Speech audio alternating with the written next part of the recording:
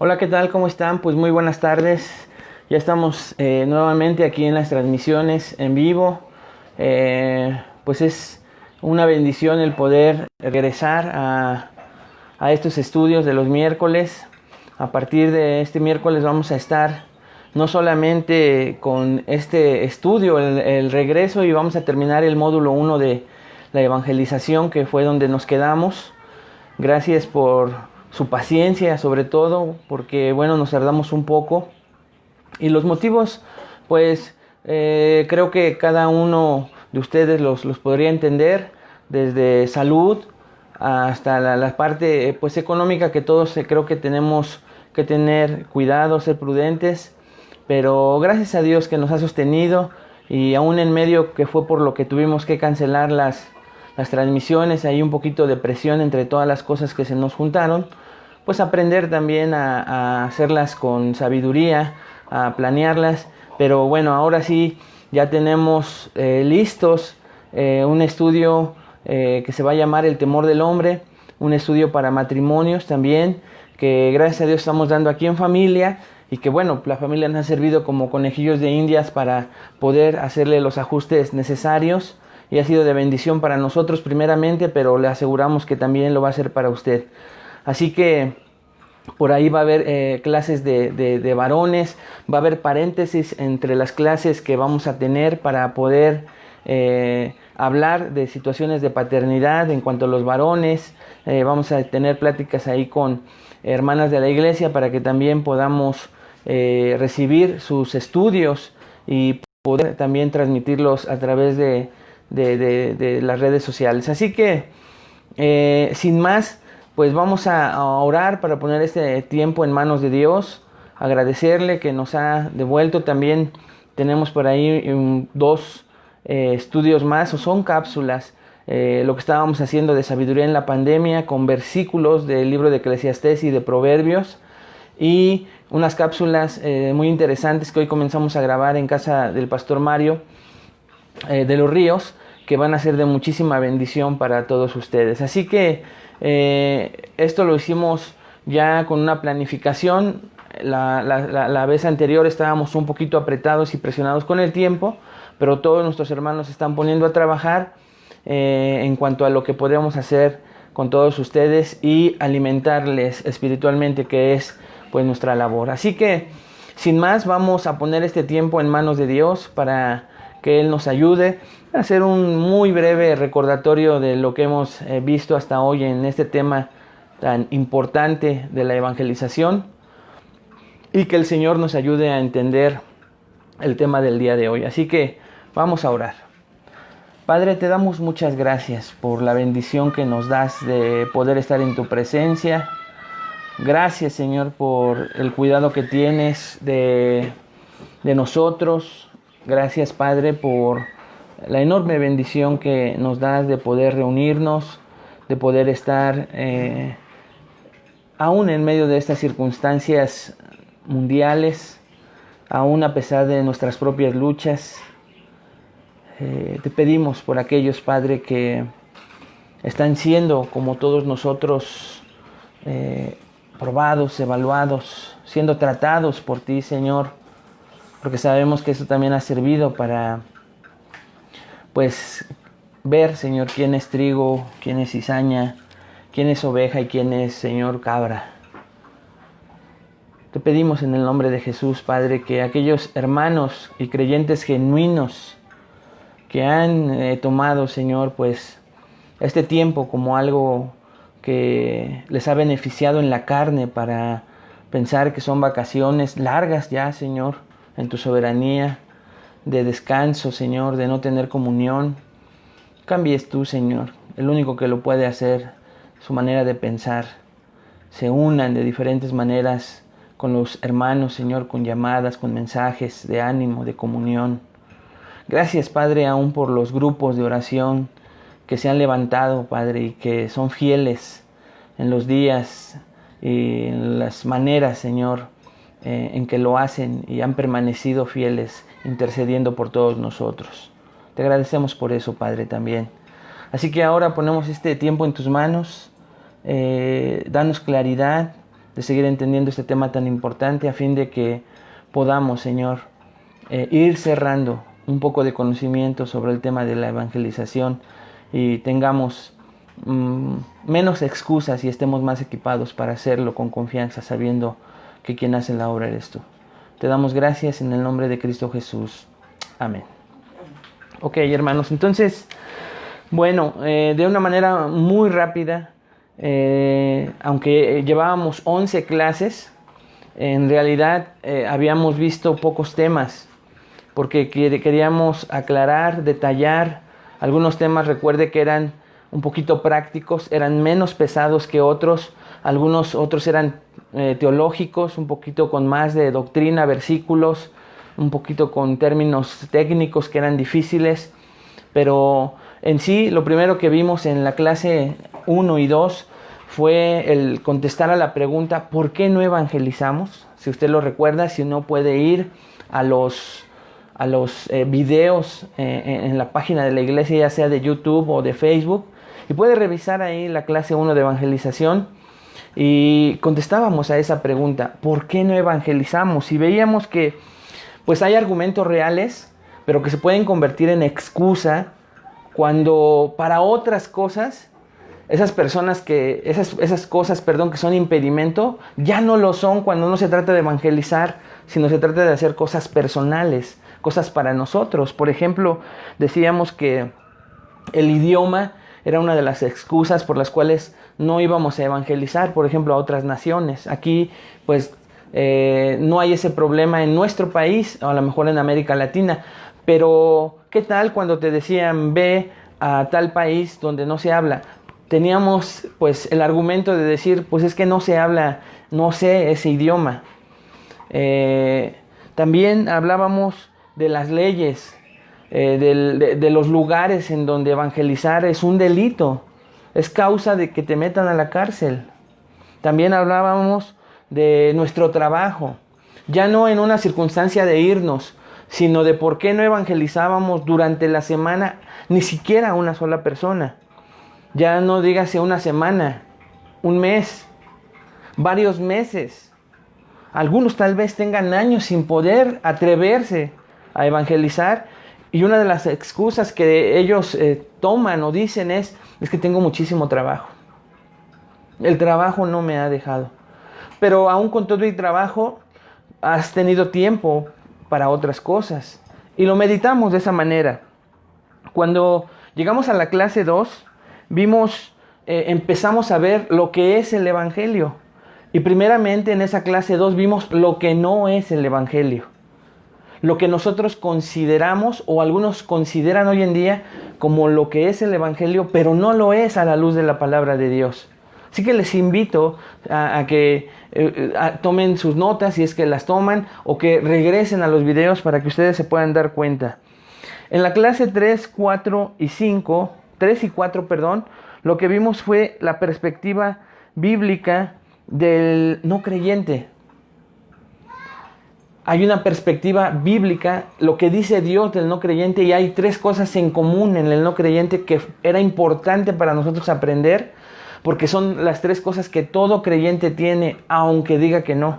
Y eso nos iba a equipar para poder ir confiados en que nos íbamos a encontrar con una o con esas 3 características en una persona que no es creyente. En la clase 5 comenzamos a ver que ahora sí, ¿qué es el Evangelio?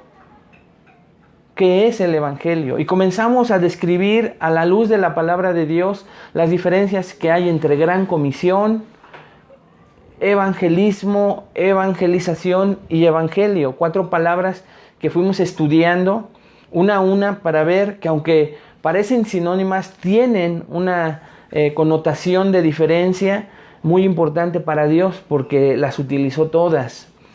También en la clase 6, 7 y 8 vimos la pasión, escuche bien, la pasión que tiene Dios por la evangelización en todo el mundo.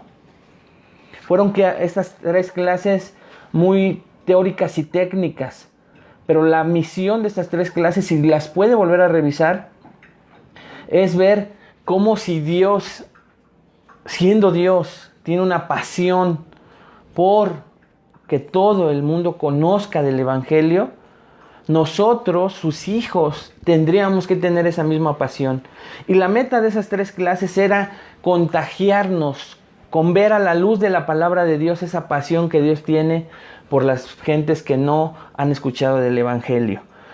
Terminamos con las clases 9, 10 y 11 de una manera muy interesante, viendo a Pablo, el evangelizador modelo. Esto era importante analizarlo porque ahí podíamos entender esta pasión que tenía el apóstol Pablo por las personas no creyentes y por anunciar el Evangelio. Vimos entre 12 y 7 características, no digo que vimos 12 o 7, sino que dentro de este modelo de evangelización del apóstol Pablo, vimos 7 características de un evangelizador bíblico y luego las 12 características personales en Pablo. Ahí fue donde nosotros, hermanos, nos quedamos la última vez y le vuelvo a invitar a que usted refresque la memoria, el espíritu, dándole un repaso a estas 11 clases. Si usted se dio cuenta, no fueron muchos temas, nada más que vimos parte 1, 2 y 3. Pero ahora lo que vamos a ver es lo que muchos cursos de evangelización o estudios estudiarían de manera inmediata después de hacer una definición de lo que es el evangelio o la evangelización o el evangelismo. Y este tema, para los que anotan, es la soberanía de Dios y la responsabilidad del hombre. La soberanía de Dios y la responsabilidad del hombre. Es un tema que se escucha dentro del círculo cristiano reformado y que no se escucha en otros entornos cristianos porque choca con la idea de pensar que Dios es soberano y también hay responsabilidad humana cuando se trata del Evangelio. Primero, lo que vamos a intentar hacer es explicar de manera muy sencilla, sin nunca llegar a una meta determinada de qué significa la soberanía de Dios. Nosotros hemos estado estudiando el libro de Daniel para entender un poquito sobre esta soberanía de Dios a la luz de la palabra de Dios.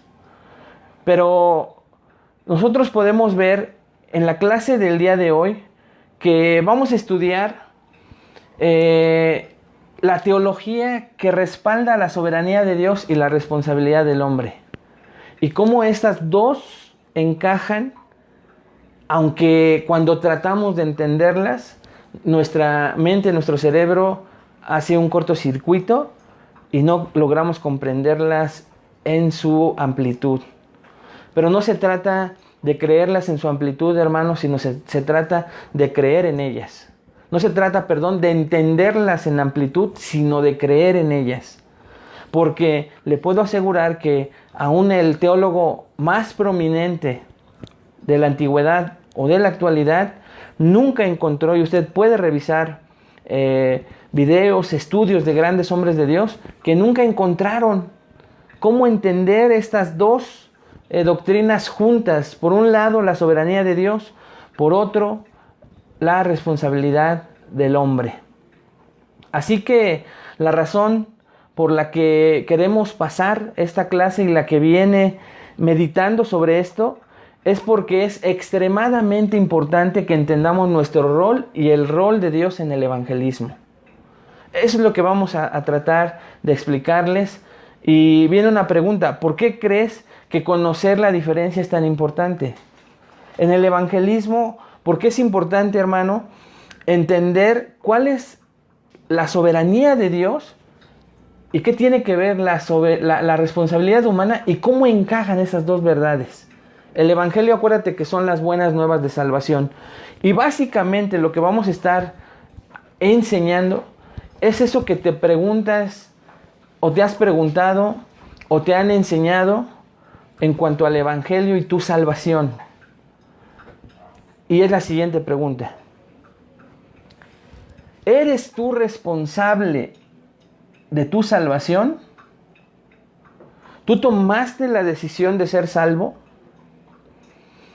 ¿Quedaba en ti la elección de decidir por Dios? Sí, porque hay responsabilidad humana. hay un libre albedrío, te enseñan por un lado.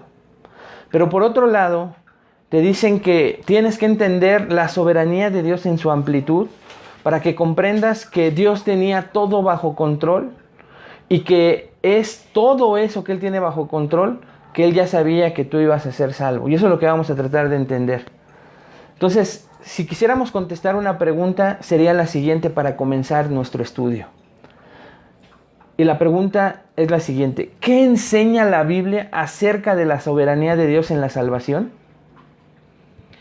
¿Qué enseña la Biblia acerca de la soberanía de Dios en la salvación?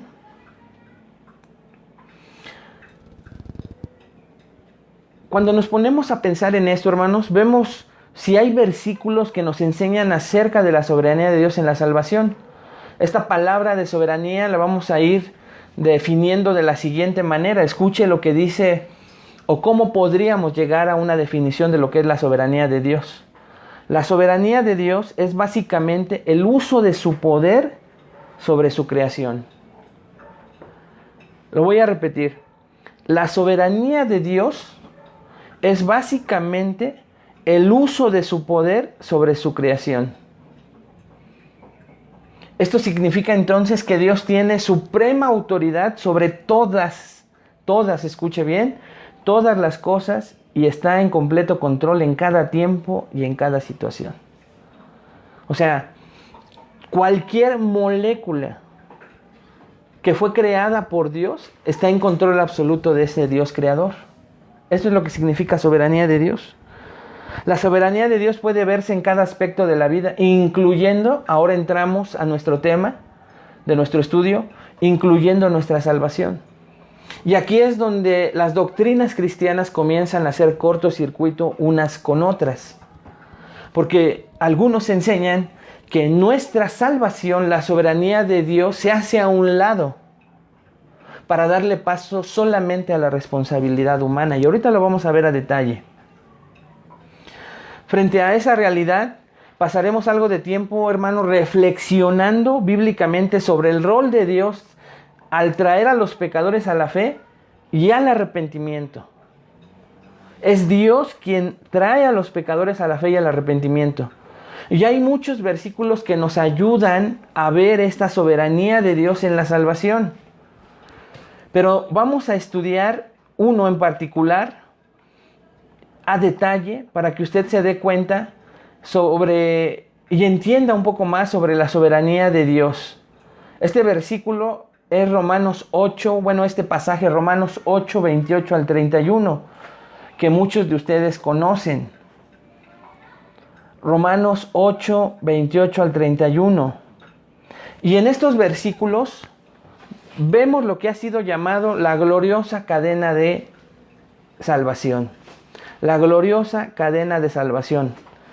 Aquí en este pasaje de Romanos 8, 28 al 31, vemos, hermanos, la obra soberana de Dios al salvar a los pecadores de la eternidad, desde la eternidad pasada hasta la eternidad futura. ¿Cómo lo vamos a ir viendo? Usted se va a dar cuenta de que entonces Dios es soberano en la salvación. Pero hay responsabilidad humana. Oh, que la canción. Ahorita lo vamos a entender. Para fines de nuestro estudio, nos enfocaremos en 3 palabras clave de este pasaje, de Romanos 8, 28 al 31. Si usted toma notas, estas palabras son presciencia, predestinación y llamamiento. Le recuerdo que estamos estudiando ahorita la soberanía de Dios en la salvación. Todavía no entramos al tema de la responsabilidad humana. Pero vamos a ver este tema. Pero vamos a leer el pasaje ahí en Romanos 8, 28 al 31. Romanos capítulo 8, versículo 28 al 31. Vea lo que dice.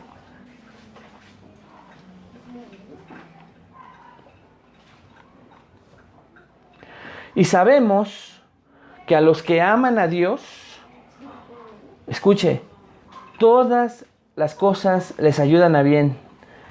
ese pasaje son de los primeros que nos enseñan para cuando las cosas van mal. Es un pasaje que nos anima a saber que Dios está en control de todo y que por muy mal que esté una situación, esa situación difícil nos va a ayudar para algo bueno.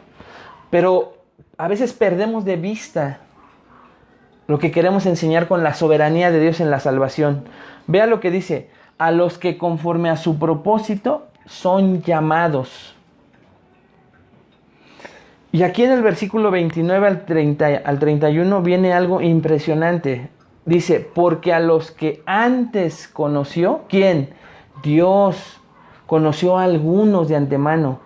También ¿quién? El mismo Dios los predestinó. ¿Para qué? Para que fuesen hechos conformes a la imagen de su Hijo, para que Él sea el primogénito entre muchos hermanos. Pero no todo termina en la soberanía de Dios en la salvación. Vea el versículo 30. Y a los que predestinó, a estos también llamó. Y a los que llamó, también justificó. Y a los que justificó, a estos también glorificó. Si usted se da cuenta, todos los versículos están en pasado. Y esto es sumamente importante, porque quiere decir que es algo que ya está decretado por Dios, pero que aún no pasa. ¿Ya se dio cuenta? Pero que va a pasar, que hay seguridad de que va a pasar. Porque quien conoció, predestinó, llamó, justificó y glorificó, es ese Dios soberano. Por eso es que tenemos seguridad de que pase. Porque el que está haciendo la obra de la salvación a través de todos esos verbos en pasado es Dios, no usted. Pero sigamos adelante. En primer lugar, vamos a considerar la primera palabra entonces, que es la presencia de Dios. ¿Qué significa esto? Lo va a estar usted escuchando si tiene poco tiempo en el cristianismo y es necesario que conteste correctamente. ¿Qué es la presencia de Dios? Tal vez algunos ya tienen experiencia y ya están contestando desde sus hogares en este momento. ¿Qué es la presencia de Dios? La palabra presencia, hermanos, aparece 7 veces en las Escrituras. Y en 1 de Pedro 1:20, por ejemplo, se usa para hacer referencia a Jesús, a quien Dios escogió antes de la creación del mundo. Antes de que cualquier cosa fuese creada. Dios escogió, no creó, como algunos luego hacen creer y enseñan que Jesús fue lo primero creado. No, a quien Dios escogió porque ya estaba, el verbo era con Dios antes de la creación del mundo. Vea lo que dice 1 de Pedro 1:20, yo se lo leo, usted solo anótelo. Habla de Jesús y dice, ya destinado desde antes de la fundación del mundo, pero manifestado en los postreros tiempos por amor de vosotros. Es un pasaje hermoso, un versículo hermoso. Dios ya había escogido a Jesús desde antes que todo fuese creado, pero fue manifestado en los postreros tiempos por amor de vosotros, dice Pedro. ¿Dónde vemos la palabra presencia? Ya destinado. ¿Ya lo vio? En Hechos 2:23, esta palabra presencia se usa para describir la presencia eterna de Dios de la traición, y escucha hermano, y crucifixión de Jesús. ¿Cómo? Hechos 2:23, vea, hablando de Jesucristo, escúchelo usted, solo anótelo para que ponga atención en el versículo. Entregado por el determinado, y vea, anticipado conocimiento de Dios, prendisteis y matasteis por manos de inicuos crucificándole.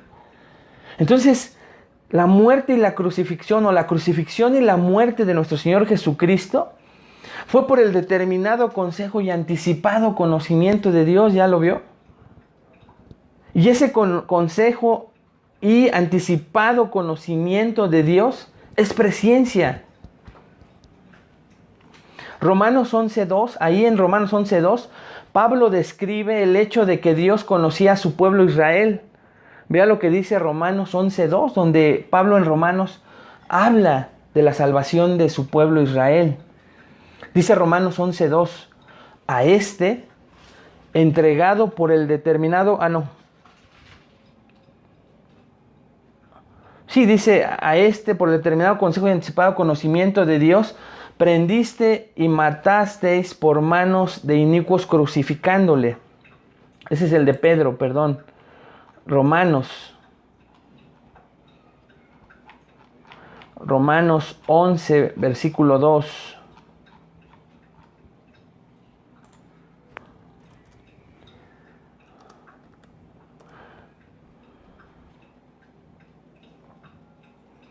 ¿No ha desechado Dios a su pueblo, al cual desde antes conoció? ¿Ya vio ahí? Al cual desde antes conoció. ¿O no sabéis que dice de Elías la escritura, como invoca a Dios contra Israel diciendo? Y sigue el juicio contra Israel, ¿no? De lo que Dios conocía. Pero aquí la palabra importante es, no ha desechado Dios a su pueblo, al cual desde antes conoció. Al cual, hermanos, desde antes conoció. Ahí está otra vez la palabra presciencia. Ve ahora lo que dice Romanos 8:29, que es nuestro pasaje base. Y aquí se usa para describir la presencia de Dios de su escogido. O de sus escogidos. Vea lo que dice. Porque a los que antes conoció, hablando de la salvación, también los predestinó. ¿Para qué? Para que fuesen hechos conforme a la imagen de su Hijo, para que Él sea el primogénito entre muchos hermanos. Para que fuesen hechos conforme a la imagen de su Hijo. Entonces usted ve, mientras piensa ya con estos pasajes en lo que quiere decir la palabra presciencia, y más específicamente en relación a la salvación, aquí encontramos dos opciones básicas en el cristianismo desde el antaño hasta nuestros días. Dos enseñanzas. La primera es la idea de que Dios simplemente conoce lo que haremos.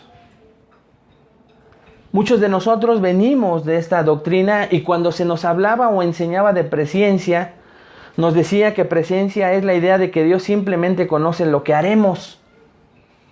Escuche con atención lo que dice esta idea.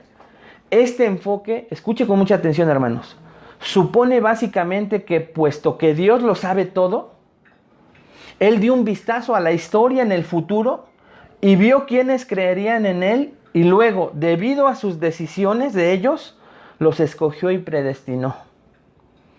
Dios sabía entonces, según esta idea, lo que haríamos. Entonces, al ver lo que haríamos, Él nos eligió. Pero piensen de esta manera.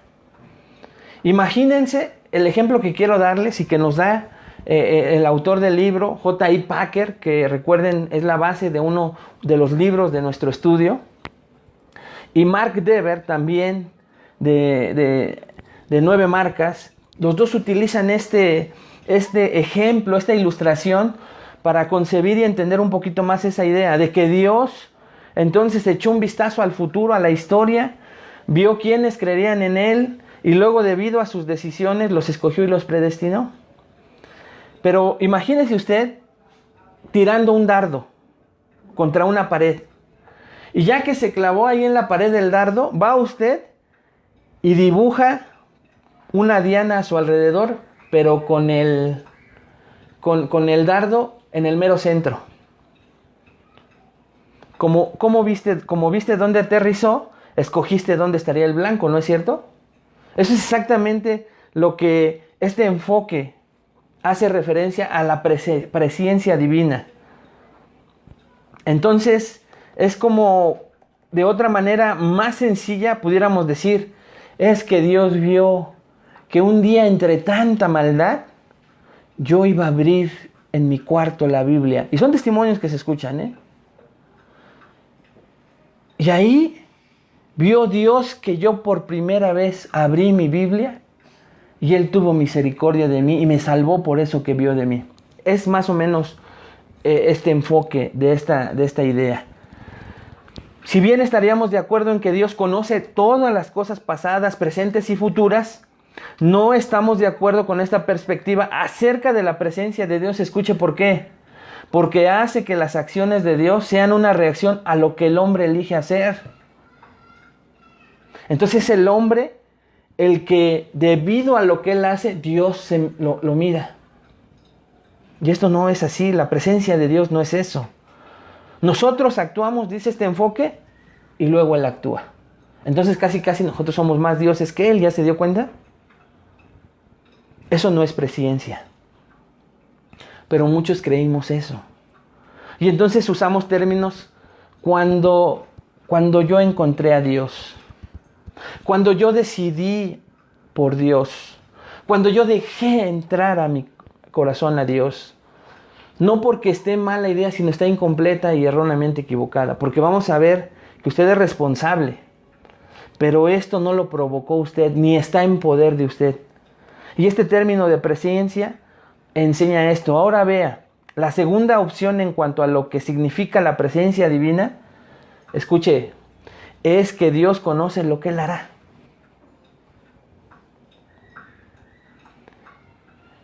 Así de simple, así de sencillo.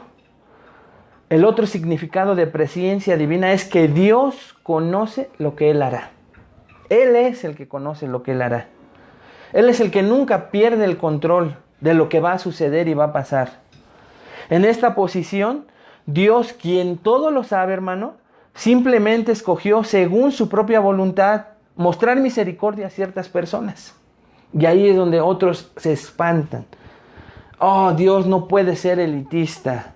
Dios no puede, porque se imaginan que Dios está diciendo este sí, este no, este sí, este no. Eso no, de eso no se trata.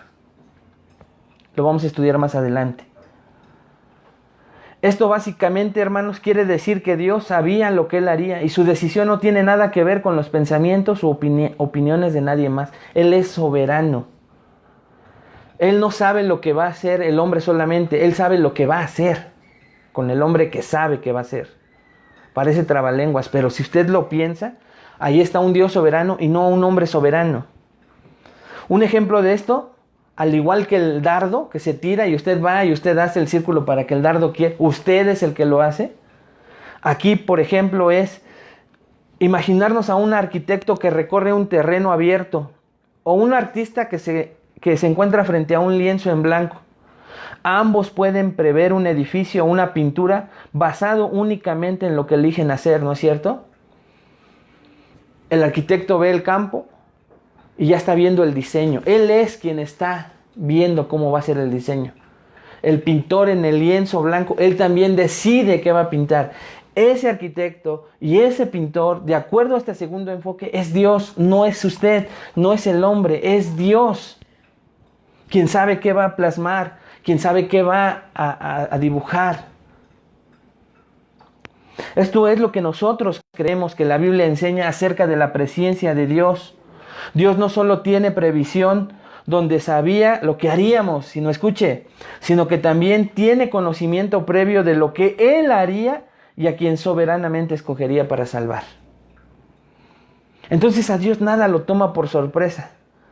No, en cuanto a la salvación, no hay una persona que esté, cuando se hacen estas dichosas invitaciones a recibir a Cristo en su corazón, sin predicar, no digo que estén mal, sin predicar arrepentimiento y fe, que son las dos cosas necesarias para que alguien sea salvo, de acuerdo a muchos pasajes de la Escritura.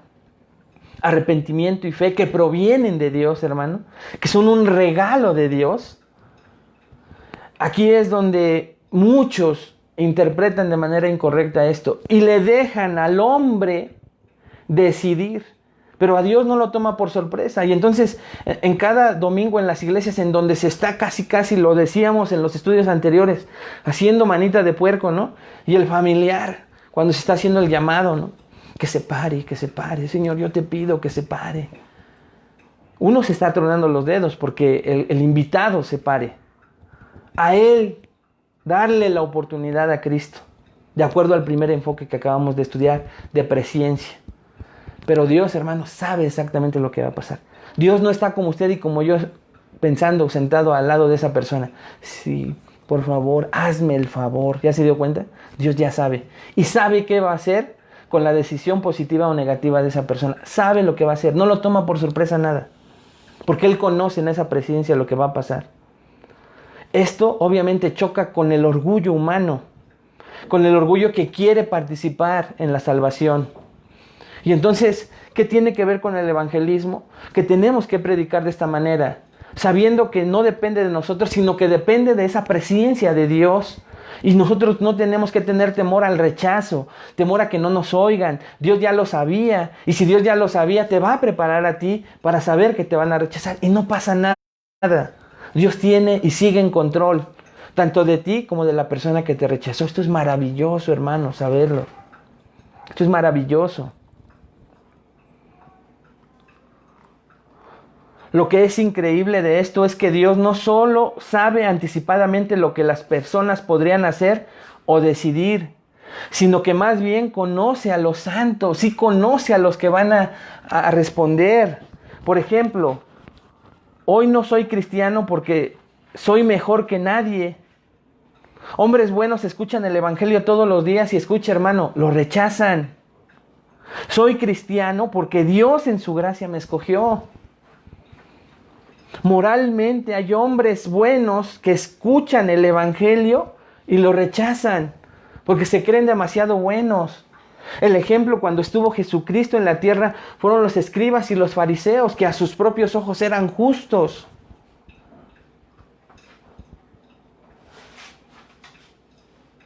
Pero si yo soy cristiano, si usted es cristiano, debe de pensar esto. Usted es un hijo de Dios porque Dios en su gracia lo escogió. Dios en su gracia lo puso en esa pintura, en ese lienzo blanco de su plan perfecto, y lo puso en ese terreno para esa construcción. No se puso usted ahí. Y en estas dos posiciones es importantísimo, incluso para los que tienen años como cristianos, para que consideren y evalúen. Porque si tú consideras el primer enfoque, lo he repetido, por ejemplo, cuando predicamos Efesios, entonces tú quieres seguir decidiendo. Y solo añadiste a Jesús a tu vida. Porque tú tienes el poder. Porque tú sigues lanzando el dardo a la pared. Y tú sigues siendo el que escoge cuándo se congrega y cuándo no. Cuándo quiere escuchar y cuándo no. Cuándo quiere ser cristiano o más cristiano y cuándo no. Tú no lo eres. Tú no eres el que escoge.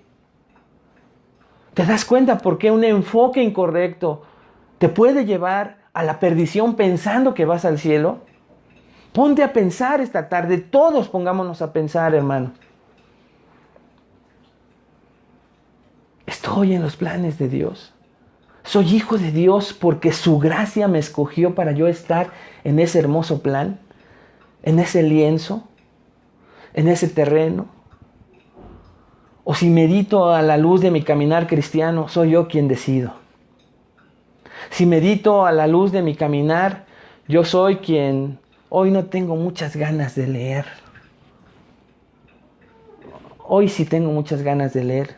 Tú no eres el Señor de tu propia vida si es que te dices cristiano. No puede ser así. Sino que el Dios soberano que transformó tu interior, tu manera de pensar, Él es ahora quien manda. Ya no tú. No te tienen que estar como las otras veces. Es que alguien dice, me decía una vez, ¿sabes por qué a mí me cuesta tanto trabajo el cristianismo? Y yo le decía, ¿por qué? Porque así fue mi comienzo. Yo recuerdo cómo ese día pensé tantas veces y fue hasta el cuarto, quinto domingo que decidí por Cristo. Y efectivamente, hermano, él pensaba que iba a seguir decidiendo, él seguir incluyendo en sus planes a Dios y seguir decidiendo, oyes, deja de hacer esto. No, me estoy resistiendo, porque es cuando yo diga, es cuando yo determine. Estar en el segundo enfoque, hermano, es de verdad derrotarte. Y no solamente conocer que tú no eres nada, que eres un pecador, sino que Dios es el Señor, que Jesús es el Señor, y Él es el que manda a partir de entonces. Pregunta para ti esta tarde. Y también para los que están aquí sentados. ¿En qué enfoque estás? ¿En qué enfoque te ubicas? ¿Tú eres quien decide? ¿Tú eres el que piensa que sigue haciendo favores al Dios soberano? ¿Que el Dios soberano en su presciencia sigue esperando a que tú actúes para que Él se acomode a ti?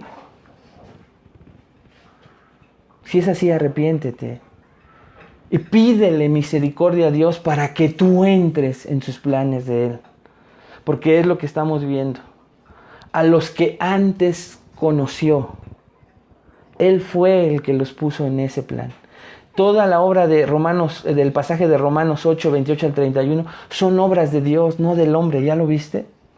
Son obras de Dios, no tuyas.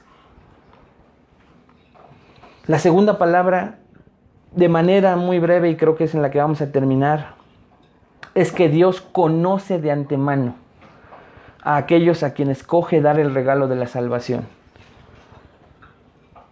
Un pasaje que nos ayudaría a entender este conocer de antemano es Jeremías 1:5. Jeremías 1:5 dice: antes que te formase en el vientre, te conocí. Y antes que nacieses, te santifiqué. Te di por profeta a las naciones. Este pasaje no solo habla del Mesías, sino habla de ese conocimiento previo de Dios de todos nosotros. Imagínese que usted pudiera entender este pasaje, que antes que Dios lo formase en el vientre, ya lo conocía usted. Imagínese que antes que naciese, Dios ya también le había santificado, apartado para Él. ¿Usted tuvo que ver algo en esa santificación antes de nacer? No. Segunda de Timoteo 2:19 dice algo similar. Pero el fundamento de Dios está firme, teniendo este sello. Escuche, ¿cuál sello? Conoce el Señor a los que son suyos. Conoce el Señor a los que son suyos y apártese de iniquidad todo aquel que invoca el nombre de Cristo, dice este pasaje. Pero la frase clave para lo que estamos estudiando es: conoce el Señor a los que son suyos. Este conoce de antemano, entonces, esa presencia de Dios en la cual hoy tendríamos que meditar. Entonces, presencia y conocer de antemano son palabras similares. Vamos a la segunda palabra clave a considerar. Esta segunda palabra es predestinación. Regrese conmigo ahí a Romanos 8:29, donde dice: porque a los que antes conoció, presencia, conoció de antemano, e inmediatamente dice, hermanos, también los predestinó para que fuesen hechos conforme a la imagen de su Hijo. La palabra predestinó, si le buscáramos un significado sencillo, sin entrar a detalles, sé que hay muchos hermanos o algunos que estudian los idiomas, que se meten de lleno, y ya de manera particular podríamos platicar en cuanto a que esta palabra, en qué modo está, gramaticalmente qué es, pero recuerde que le enseñamos a todo tipo de personas. Entonces, de una manera sencilla, la palabra predestinación significa simplemente marcar de antemano. Así anótelo, marcar de antemano. Esto es lo que significa predestinó, marcar de antemano. ¿Qué significa esto, hermano? Que los escogidos, los que Dios conocía íntimamente antes del comienzo del mundo, escuche, son marcados en su perfecto plan para llegar a conocerlo de manera perfecta en su tiempo perfecto. Entonces, ¿va usted entendiendo Romanos 8? Por su presciencia, Él sabe lo que va a pasar, Él decreta lo que va a pasar, nada se le sale de control de eso que Él conoce de antemano. No es que está en manos del hombre para ver y actuar conforme a lo que el hombre va decidiendo y a Dios lo toma de sorpresa. Dios dejaría de ser soberano. Pero no solo eso, sino que a esos escogidos que conocía íntimamente antes del comienzo del mundo, son marcados. Esto es lo que significa predestinación, ¿se acuerda? Marcar de antemano. Son marcados de antemano en su perfecto plan para llegar a conocerlo de manera perfecta en su tiempo perfecto. No cuando ellos decidan, sino cuando Dios marcó de antemano que llegara a pasar de manera perfecta y en tiempo perfecto. Esta frase sencilla la podemos ejemplificar de la siguiente manera: para llegar a conocerlo de manera perfecta en tiempo perfecto. Otra vez, si estuviera en poder del hombre, hermanos, es por eso que decimos, es que a mí ya me habían hablado de Dios, pero como que todavía me faltaba. Entonces Dios no es perfecto. Dios le faltó un poco de gracia para el soberbio humano, ¿no? Pero eso pensamos. Concepto equivocado, vida equivocada, ¿ya se dio cuenta? Pero esas frases se escuchan dentro del cristianismo. Sí, estuve como 2 años en tal iglesia, conozco un poco del cristianismo, pero como que todavía no era mi tiempo. O sea, tú decides el tiempo. No, hermanos. Predestinación. Es Dios quien marca en su perfecto plan para llegar a conocerlo de manera perfecta y en su tiempo perfecto. Por eso es que la persona que realmente se convierte, valga la redundancia. No está jugando, porque no está en poder de él ni de ella. Entrega por completo su vida a Dios. Eso no significa que va a ser perfecto, sino que va a ser un imperfecto que continuamente se va a estar arrepintiendo. Porque él ya no es el Señor de su vida. Yo soy un imperfecto que continuamente como usted se arrepiente. Porque somos hijos de Dios. ¿Está de acuerdo conmigo?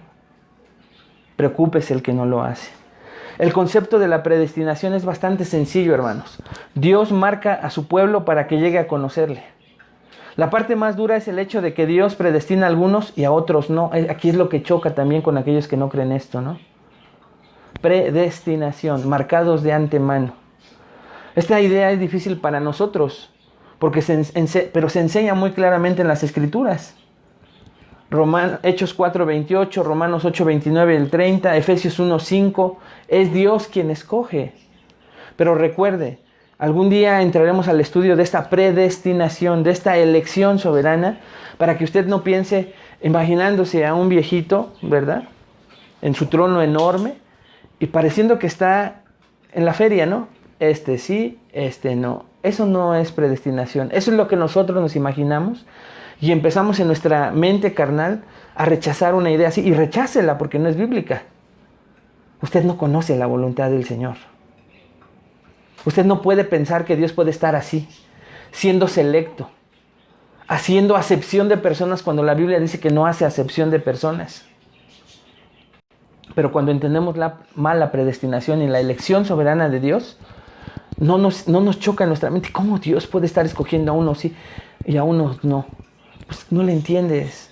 Solo créela. Y mejor pregúntate, ¿por qué tú sí? ¿Por qué tú sí?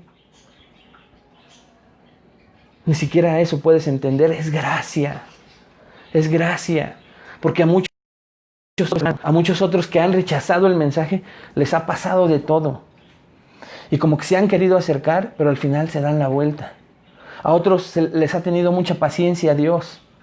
Y les ha llevado mensajeros, y les ha llevado iglesias, y les ha llevado a quien les predique el evangelio con paciencia y amor por años. ¿Y sabe qué? No se convierten, porque no depende del hombre, depende solo y absolutamente de Dios. De su predestinación, que tú y yo no somos quien para juzgar. Lo único que tenemos que es aceptar que nosotros, por su gracia, sí, por su gracia irresistible, que llegó en algún momento de nuestra vida y que no pudimos, nos arrastró, literalmente la palabra en griego, nos arrastró, pero gracias a Dios por esa gracia. El por qué escogió a unos y a otros no es nuestra meta aprenderlo aquí en esta tierra. Y no tienes por qué desanimarte, porque nadie conoce a los marcados de antemano. Y entonces, si tú tienes esperanza, no pecaminosa, ¿verdad? Porque a lo mejor quieres mucho a tu papá y pues como quieres que se salve para no sufrir tú, es más el sufrimiento que quieres evitar y por eso es que quieres que se salve. Por eso Dios no nos explica todo esto, pero nos pide que lo creamos porque está en su palabra.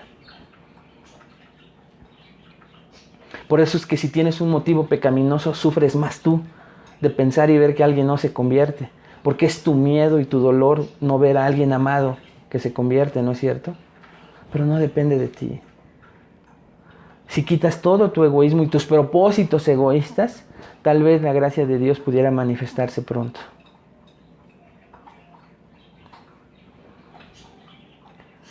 Dios ha predestinado a aquellos a quienes ha escogido para recibir en salvación. Vamos a terminar con Efesios 1:5.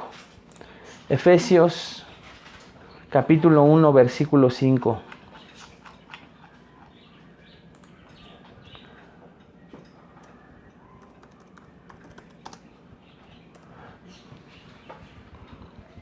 Dice, vamos a ver desde el 4. Según nos escogió en Él antes de la fundación del mundo, para que fuésemos santos y sin mancha delante de Él. Ve el versículo 4. Según nos escogió en Él antes de la fundación del mundo, como cuando dice que no escogió a Jacob o a Esaú para que uno fuese el precursor de las 12 tribus, pero no habían hecho ni malo ni bueno todavía. Aquí también dice, según nos escogió en Él antes de la fundación del mundo, para que fuésemos santos y sin mancha delante de Él. Ahora vea el versículo 5, en amor. Aquí viene la palabra predestinación. Habiéndonos marcado de antemano, si ahora ya la quiere cambiar usted y ya la aprendió. Sí, habiéndonos marcado de antemano para ser adoptados hijos suyos por medio de Jesucristo. Según, vea qué, hermano, vea qué. Ojalá que se haya abierto su Biblia para que se deleite. Según el puro afecto de su voluntad. ¿Usted conoce la voluntad de Dios? No. Cuando dice según el puro afecto de su voluntad, es como si yo, siempre pongo este ejemplo, me pusiera frente a usted y me pusiera a cuestionarle, ¿por qué esos tenis? ¿Por qué de ese color? ¿Por qué ese pantalón? ¿Por qué de esa talla? ¿Por qué de ese estilo? ¿Y por qué esa blusa? ¿Y por qué esos aretes? ¿Y por qué ese peinado? Al final terminaría yo chocándolo, ¿no? Fue el puro afecto de su voluntad. Usted se paró en la mañana, después de bañarse, espero que se bañe, ¿verdad? Y entonces usted elige la ropa. Usted elige de acuerdo a su voluntad la ropa que se va a poner. Así Dios, por el puro afecto de su voluntad, nos escogió y predestinó a unos para ser adoptados hijos suyos. Pero imagínese que por más explicaciones que usted me pudiera dar de cómo está vestido, de todos modos yo no estuviera conforme. Le repito, usted llegaría el momento en que yo lo fastidiaría. Nosotros no conocemos la voluntad santa, apartada de Dios. Y usted es el barro, y Él es el alfarero. Algún día, hermano, si Dios tiene a bien, ¿verdad? Si usted está en el plan de Dios, no que usted haya añadido a sus planes a Dios. Si usted está en el plan de Dios, algún día, si Dios tiene en su voluntad decírnoslos en el cielo, nos lo va a decir.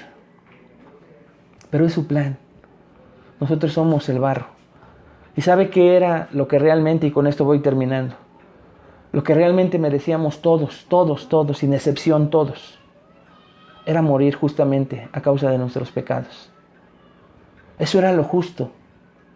Eso era lo que tenía que pasar a causa del pecado. Así es que, no conociendo esa voluntad, Él escogió a algunos. ¿Por qué, hermano? No lo sé. Y nadie se lo va a poder contestar en esta tierra. Pero lo que sí es real es que en algún momento muchos de nosotros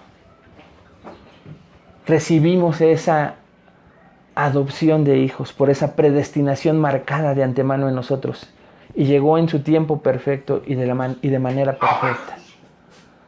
Eso es, hermano, lo que nosotros podemos no entender, pero sí le pido que lo crea, que es una realidad en su vida. Así que sigámonos deleitando en que Dios es soberano en la salvación, porque Él nos conocía de antemano, presciencia.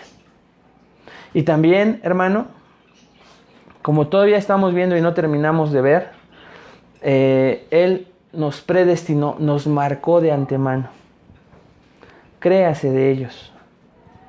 Porque si usted entiende estas cosas, va a entender que cuando usted evangeliza, se va a cumplir el momento de algunos que en su presencia Dios ya decretó que van a ser salvos y les ha llegado el momento de ser adoptados hijos. Pero como nosotros no sabemos quiénes son, hay que evangelizar y hay que evangelizar a todos. Y algunos, hermanos, son ciegos en su momento. Pero va a llegar el tiempo perfecto, decretado únicamente por el Dios verdadero, no por la persona, como dije hace un rato, en donde, a pesar de todos sus rechazos varias veces al Dios verdadero, un día van a entregar su vida a Él. Vamos a orar. Padre, te damos gracias, Señor, por comenzar a deleitarnos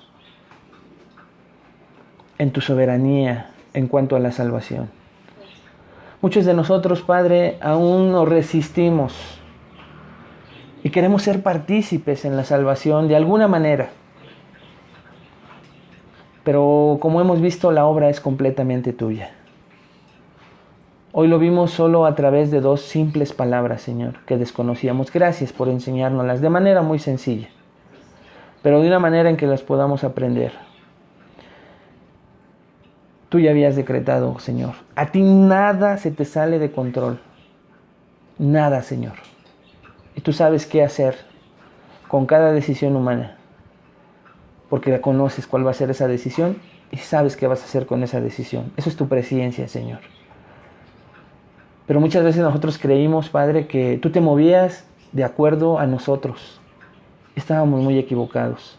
Perdónanos porque ese pensamiento nos llevaba a llevar un cristianismo mediocre, pobre, en donde nosotros dictábamos a un Señor, aunque te decíamos Señor, aunque te decíamos Rey, te cantábamos de esa manera, nosotros éramos los que dictábamos. Aún hoy hay muchos que tienen este concepto, Señor, y ellos son los que deciden todo, cómo llevan su cristianismo.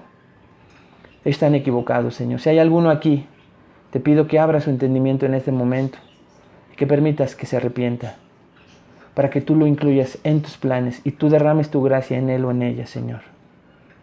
Y no sea él quien hasta hoy siga decidiendo, Señor. Que se dé cuenta que ha decidido, pero que eso no es el cristianismo, que es la gracia inmerecida que recibimos para nosotros entrar en tu plan perfecto. ¿Cuál es ese plan? Que tú nos conociste de antemano y decretaste, Señor, que nosotros fuéramos marcados de antemano. Gracias por esta enseñanza y gracias por lo que vamos a seguir aprendiendo, Señor. Te damos gracias en el nombre de Jesús. Amén. Hermano, pues me dio un gusto regresar con ustedes. Por aquí nos vamos a estar viendo. Ore, por favor, por nosotros. Vamos a volver a estar trabajando con mucha fuerza. Ore para que nuestra salud nos lo permita, para que las presiones, el trabajo que tenemos que seguir realizando, lo podamos hacer a la par y con fortaleza para que la salud no se venga abajo y que tengamos que volver a interrumpir estos tiempos hermosos que queremos compartir con ustedes. Que Dios le bendiga, nos vemos pronto, le mandamos un abrazo y esté atento a las notificaciones. Que Dios le bendiga.